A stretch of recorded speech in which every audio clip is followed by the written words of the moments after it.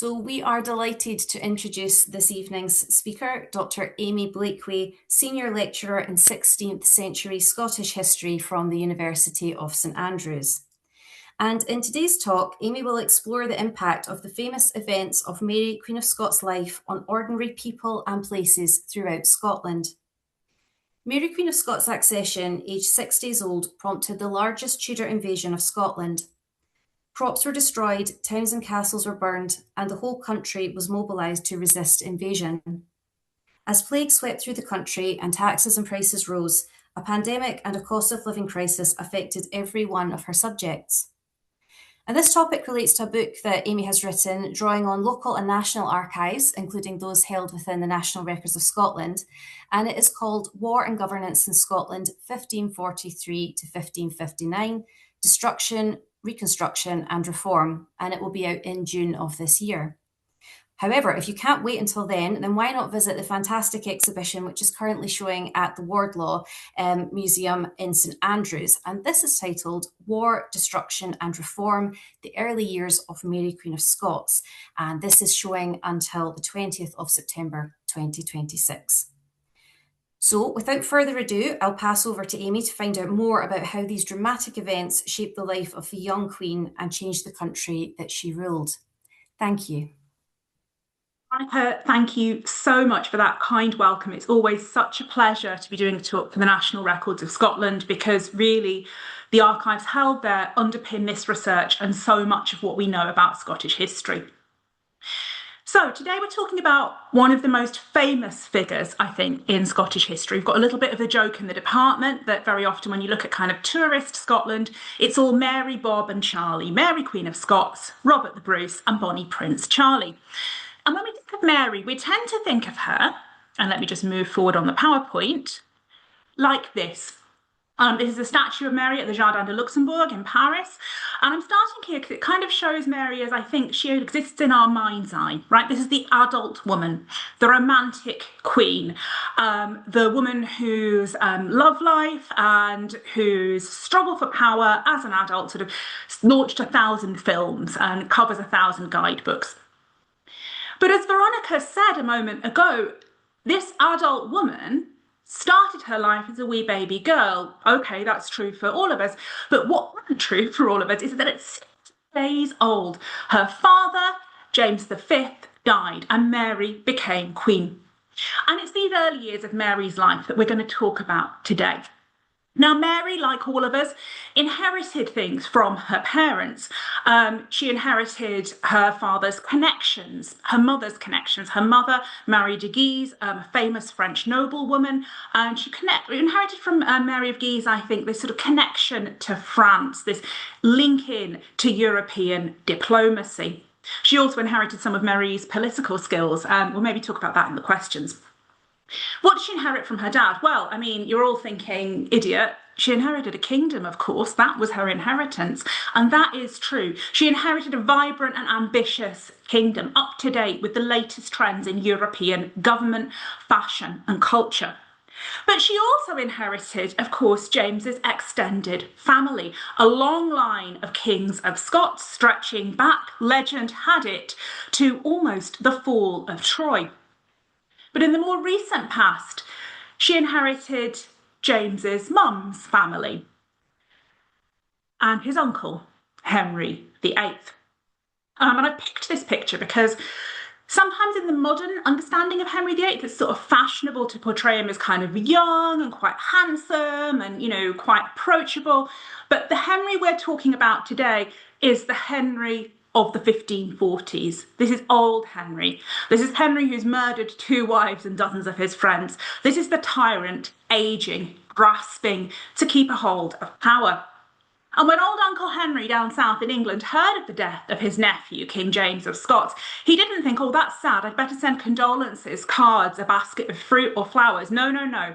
What he thought was, there's an opportunity here. There's something I can grasp to achieve one of my big objectives. Control of Scotland, Scotland's conversion to my new faith of Protestantism, and with it, greater security. How could I achieve this? Well, Henry thinks to himself, the Scots have got this wee baby girl, and here we've got, as an image of Mary at this time, an image of the first penny minted during her rule. And I love this because this is the first image that Mary's poorer subjects, people like us, I suppose, well, I'm lumping you all in the same basket with me, so welcome, people, to my basket of peasants, my marketplace, as it were, my kale yard. This is the first image that ordinary folk would have seen of the infant queen, a very young girl. And I love the fact here, on the one hand, we've got this chubby cheeked infant and she's wearing a crown. They're not shying away from the fact she's queen. They're not shying away from the fact she's a wee girl. So Henry thinks, all right, the Scots have got this young baby girl, and I've got my son Edward, Prince of Wales, future Edward VI. If they get married, then Scotland, Mary's inheritance, will become her dowry. And because it was the 16th century, this would pass into the care, the legal curatory of her husband, Edward, Prince of Wales, later Edward, King of England. And so the King of England would become King of Scots.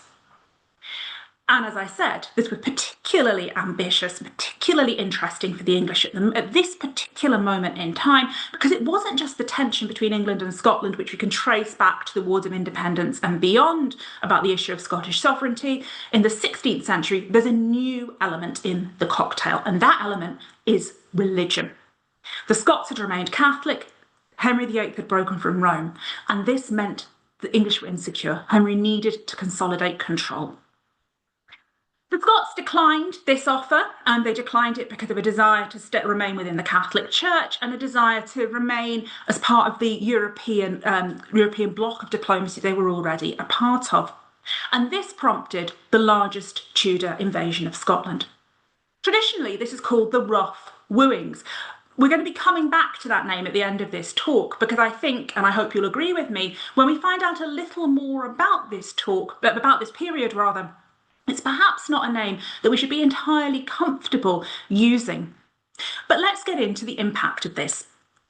Now, traditional history has really focused understandably on the military and diplomatic aspects of this war, and there are great sources for that in the English archives, in the French archives, and indeed in the NRS, the archives of the Scottish state. And when you use those sources, you end up with a narrative that looks a little bit like this map produced by Marcus Merriman in his seminal study of the military and diplomatic history, a map of where the armies went. And this is really helpful and really useful. But by just focusing on the troops, where people are going, and the high diplomacy, who's going to marry the hand of the Queen of Scots? Is the Earl of Huntly happy or unhappy? What about the French ambassador? We miss the chance to ask a bigger question, one that I think is really important. If you have an English garrison in Broughty Craig Castle just outside Dundee, I saw there's a few Dundonians in the chat, so hello people from Dundee. If you've got an English garrison in Broughty Craig Castle controlling the Firth of Tay, controlling Dundee, what does that do to life there? What does that do, for that matter, to life a wee bit up the Tay in Perth, which is still going to have its sea route blockaded and it's going to have its major regional trading partner, Dundee, in disruptive access? It's an English garrison down in the west and you're on the road leading up towards Glasgow, towards the Clyde. What does that mean for your ability to move safely around the country? So what we're going to do tonight is look at two examples, and there are so many that we could think about, where we really see the impact of war in ways that I think are quite unusual. And from these, we're going to try and draw together a national picture of what it was like to live in Scotland in this period and the impact of war. And then we're going to conclude by coming back to this question of how we think about the wars today and perhaps what we ought to call them. Okay, so when I started this research, I wasn't expecting that I would spend quite so much time thinking about plague. I did in the end, and this makes complete sense. Now, plague was a perennial problem for life in 16th century Scotland, as it was throughout 16th century Europe. This was a terrifying disease with no known cure. The only way to cope with it was to restrict movement, lock people in their homes, prevent people from moving around. And as I think this generation, perhaps more than any other prior to us, will know, that had economic as well as social consequences.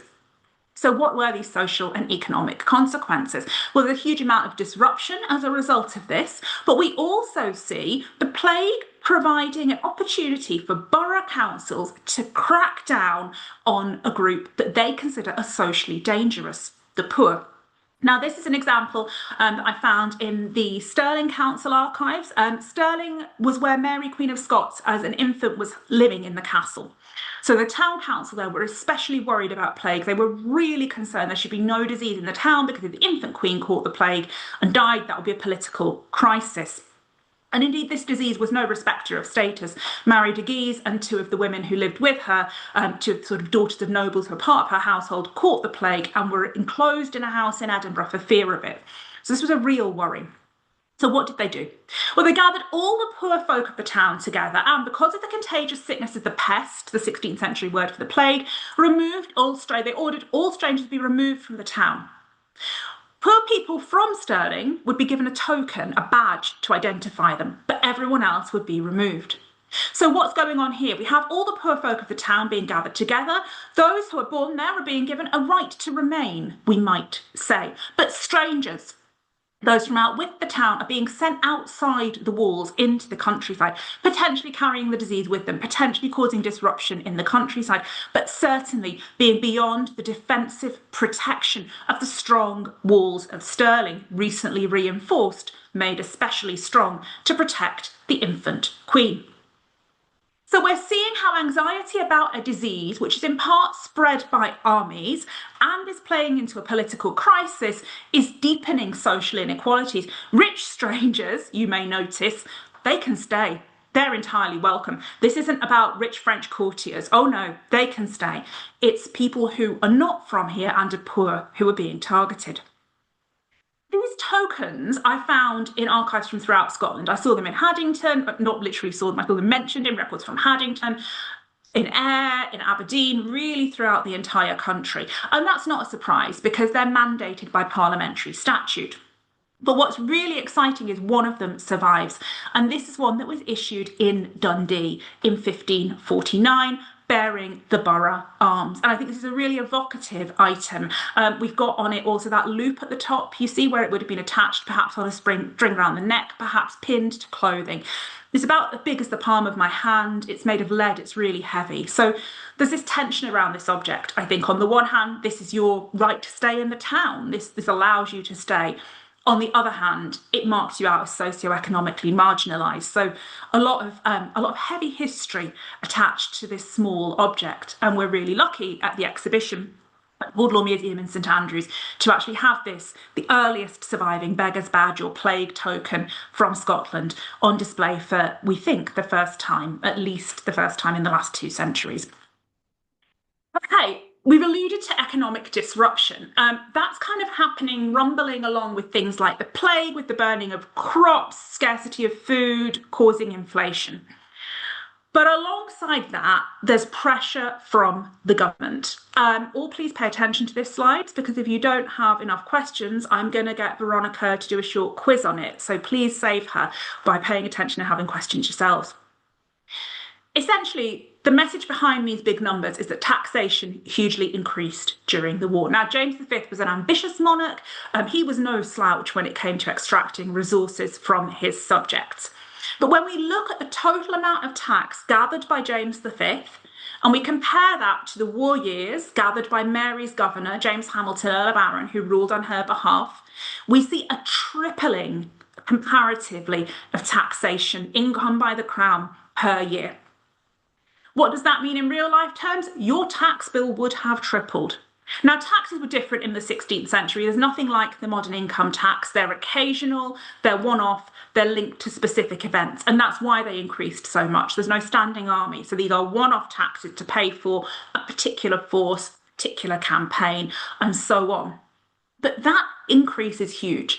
And this tax bill increase is coming at a time when, let's remember, part of the country is being occupied and the occupiers are drawing the income from that part of the country.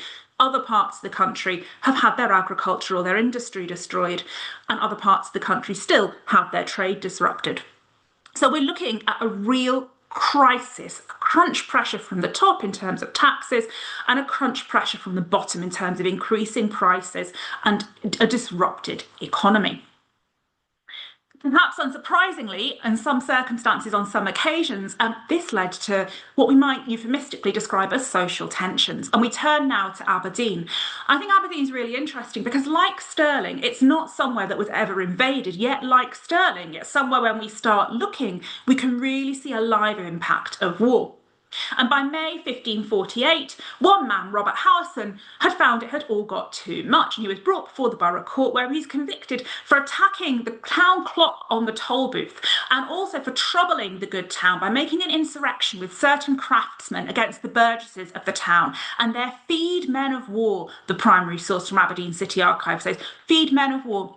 That's interesting. Aberdeen was paying for mercenaries. How would they have been doing that? Oh, they'd have needed another local tax. So in addition to those national taxes we've just seen, there's local taxation as well. And then someone, we don't know his first name, his surname was Harvey, so Howson's accomplice, was convicted by the same court for the saying of importunate language on the good men of the town and their mercenaries, their feed men of war. This importunate language, this is one of the really frustrating things about the situation. When somebody says something rude about government, the government officials tasked with recording it don't write it down.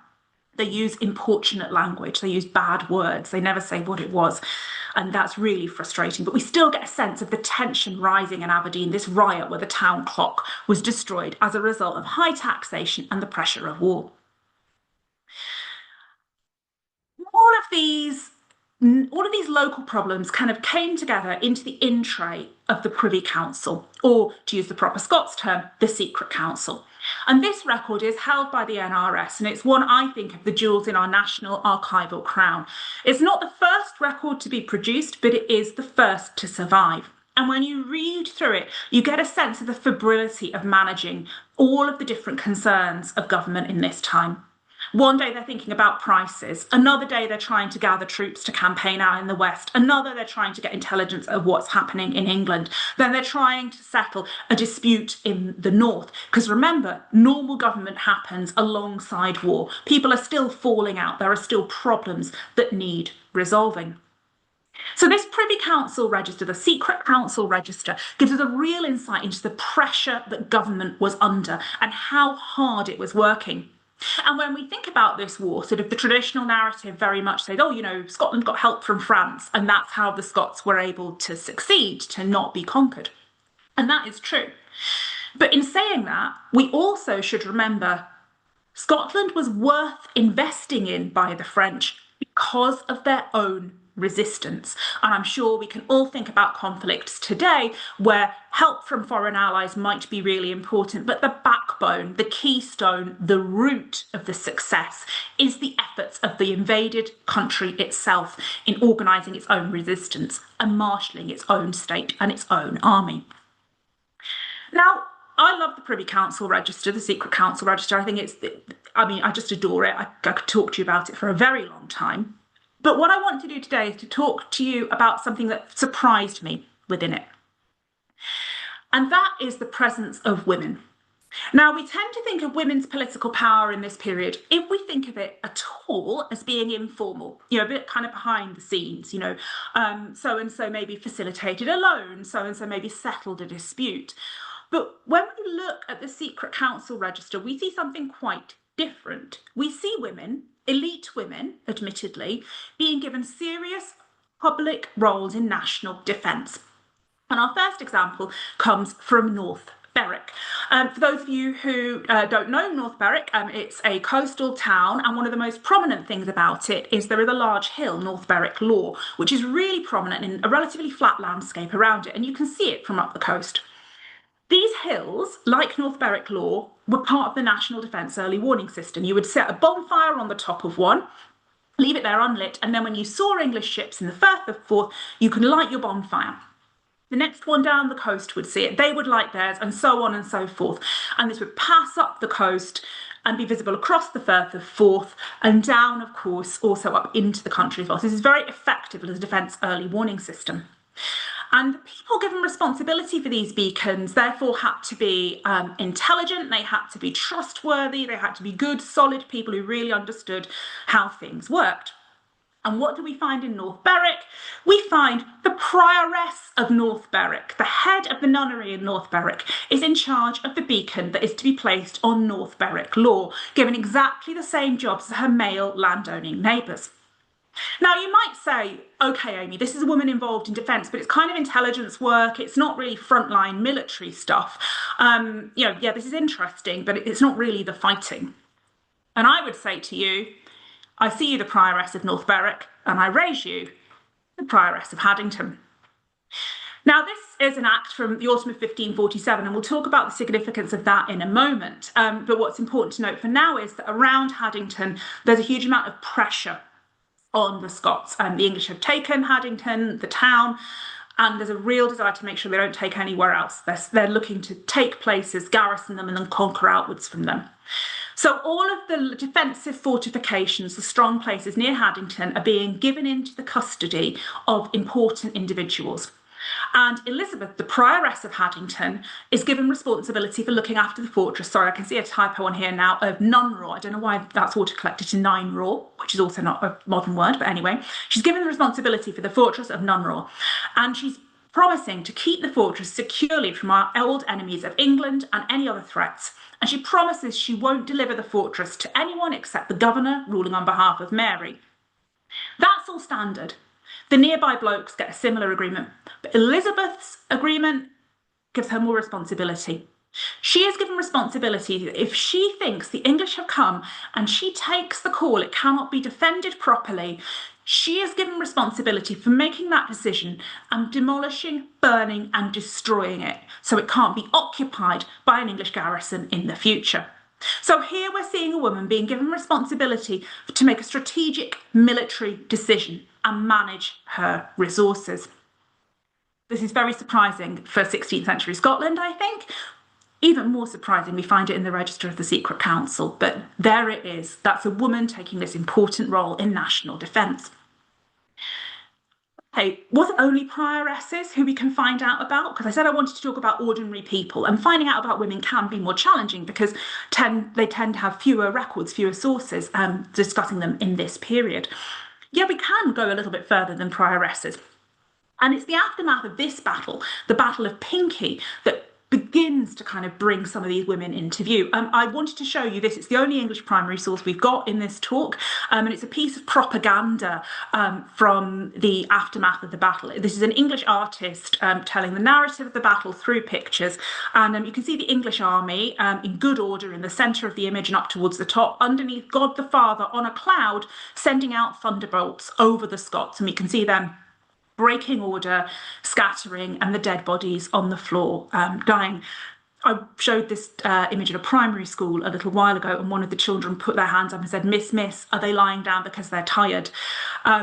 Which I thought was, a big conversation for us to suddenly have to have. But anyways, it's a really fascinating image, and I think it gives us an insight into the English attitude that God's on their side, right? Remember we said at the beginning, they want to institute Protestantism. He's going to support them in this, they hope. This was the largest defeat of the Scots during the war. Ironically, that's something facilitated by the fact the Scots had prepared so well.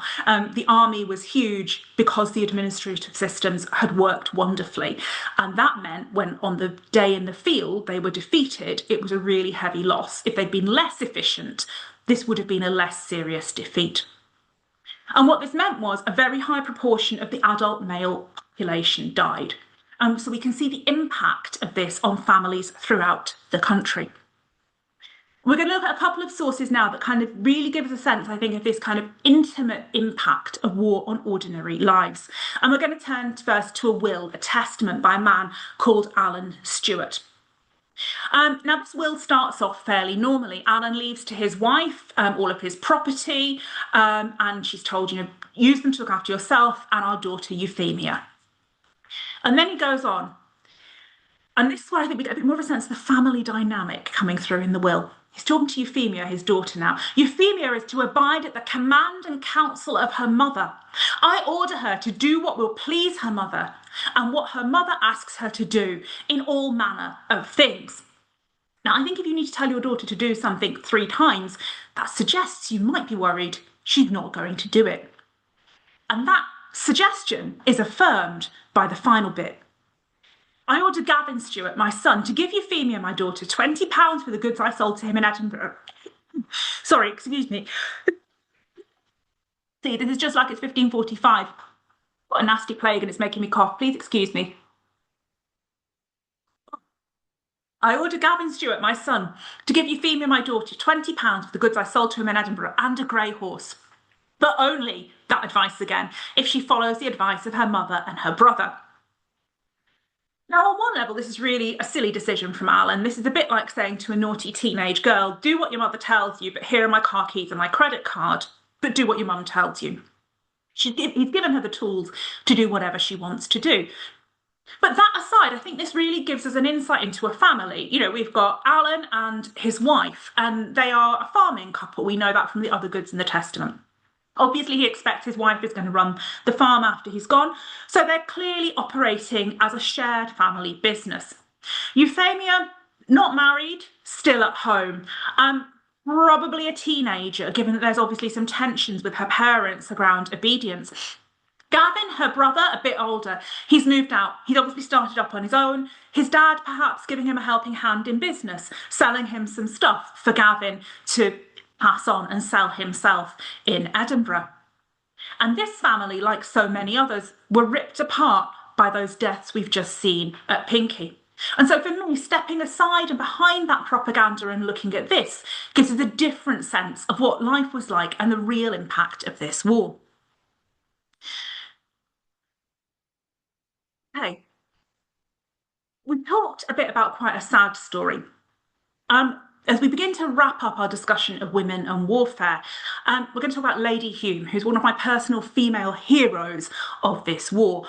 This is Hume Castle, her family home, and this was where Lady Hume was based.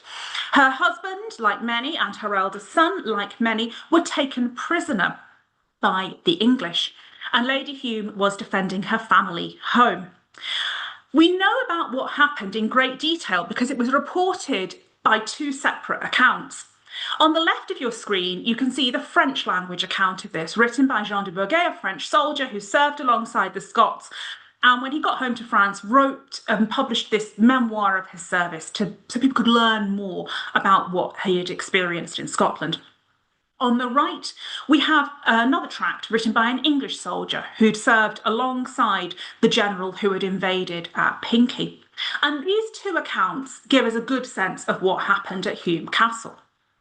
Both agree that Lady Hume was defending her home and that the English general brought her son, who'd been taken prisoner, to the castle and paraded him 3 times around the castle. You can see that. You really get, looking at the castle, a sense of how this would have worked. Paraded him 3 times around, asking her to surrender. Initially, Lady Hume held her nerve and she said, you know, you're not God, and it's only God who can decide over life and death, and it's only God who has my son in his hands, so I'm not going to parley with you. Eventually, however, on the 3rd time, she did decide to surrender in order to save the life of her son. Now, the English account sort of dismisses her as a silly woman and says, you know, she shouldn't have resisted at all, she was stupid, she was afraid.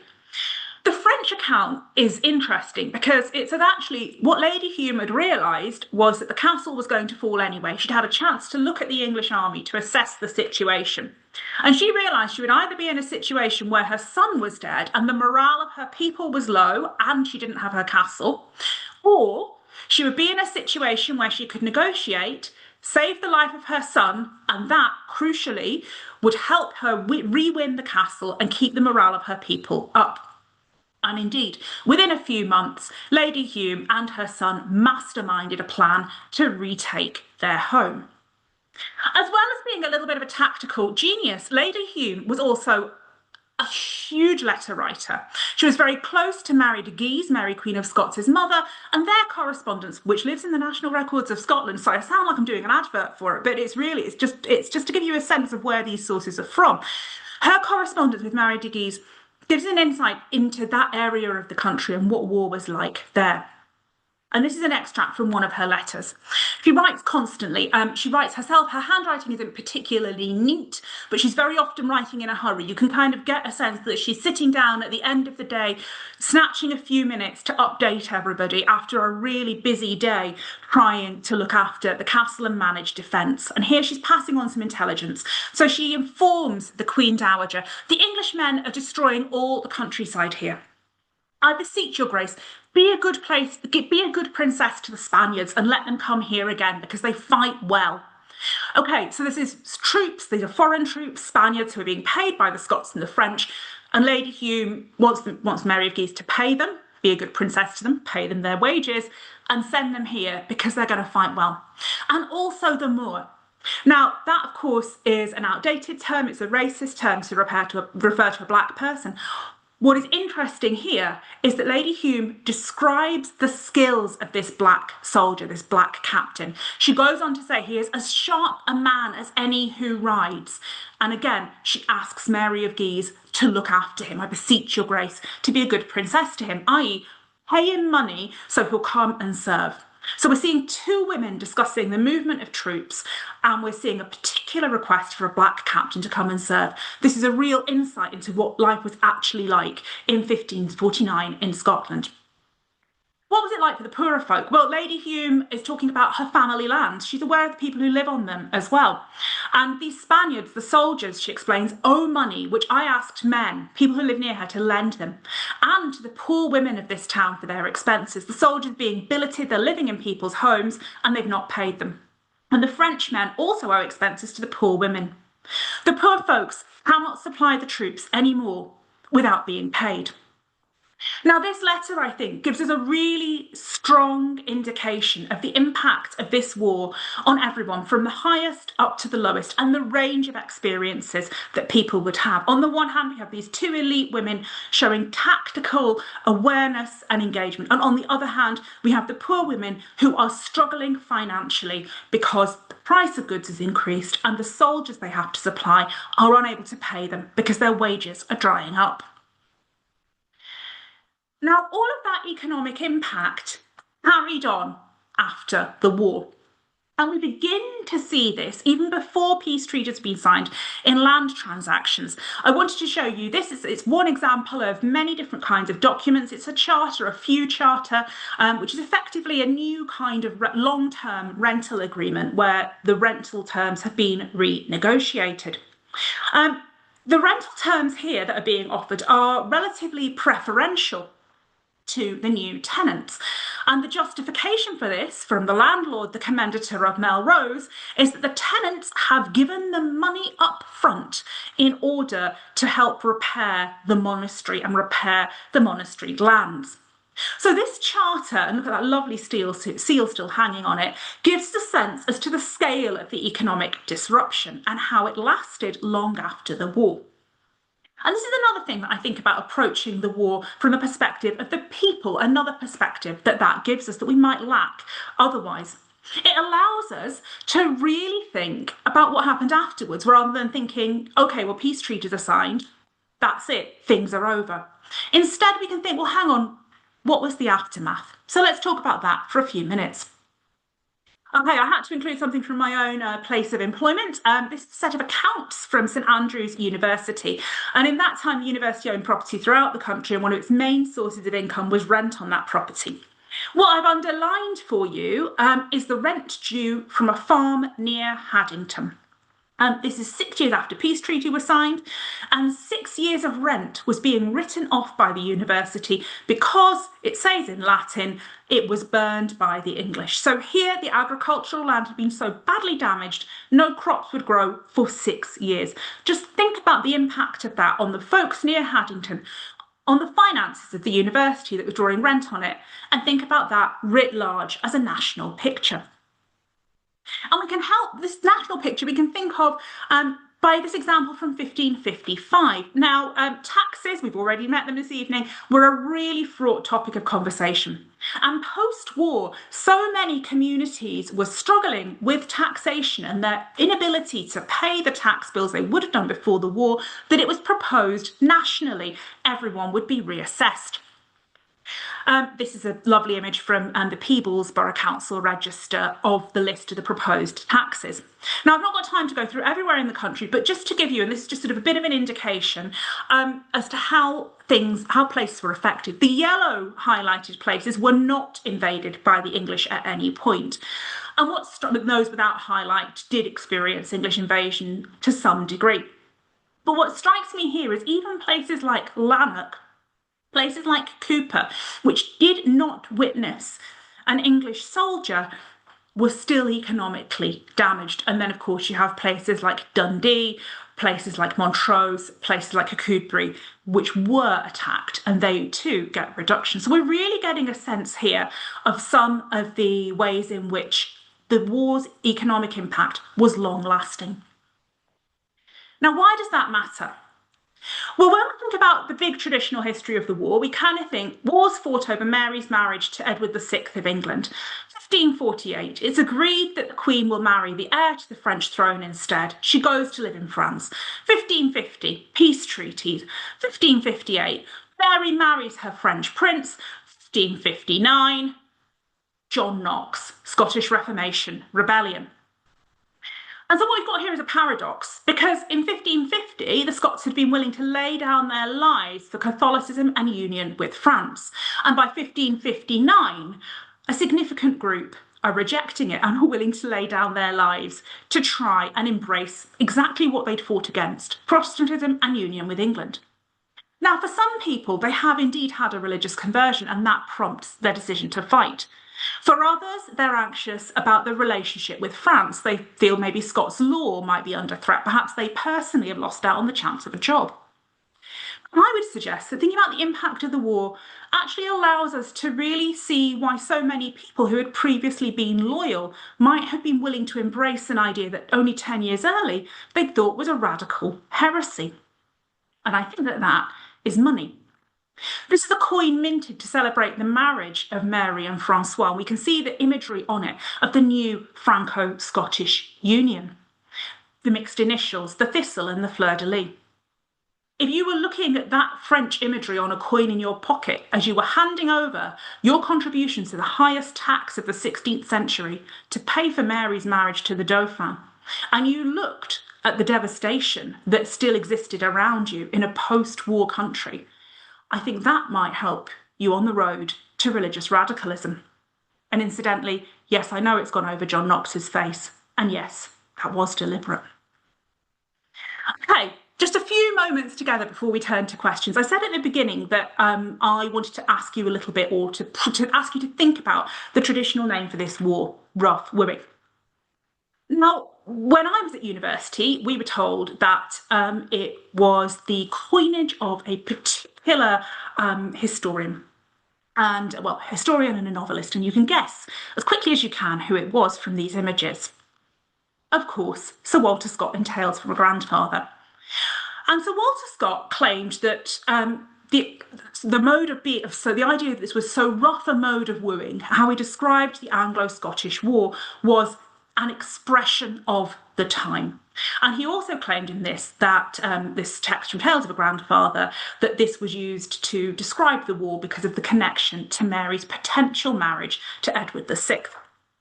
Now, Scott was right. There is one contemporary source that describes the marriage as a wooing. The war as a wooing. And that was a piece of English propaganda, William Patten, that we've already met. But he was wrong that it was a contemporary expression, an expression of the time. And I know this because I've been through every record that survives from Scotland in the 1540s and the 1550s. And let me tell you, plague's there, amazing women like Lady Humour there, economic disruption is there. The phrase rough wooing, that ain't there. What is there is this kind of commentary.